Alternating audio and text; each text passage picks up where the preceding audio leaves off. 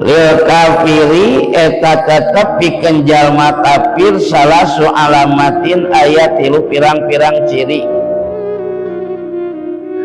jalma kafir saur Kangjeng hiji asyakku fillah ragu-ragu kana ayana Allah ulah diragu-ragukeun deui kana ayana Allah tapi yakinkeun ku hate yen Allah teh aya. Kedua ciri jalma kafir saur Kangjeng wasiat ka Sayyidina Ali wal bughdu sareng mika ngewa karesep fi ibadillahi ka jalma anu daek ibadah ka Allah hamba-hamba Allah. Nomor katilu wal goflatu goflah nan ari goflah gofilun poho kami anu poho anto atillahi ta'ala tina taat ka Allah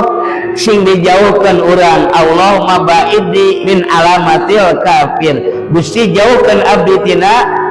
sifat ciri-ciri jalma kafir.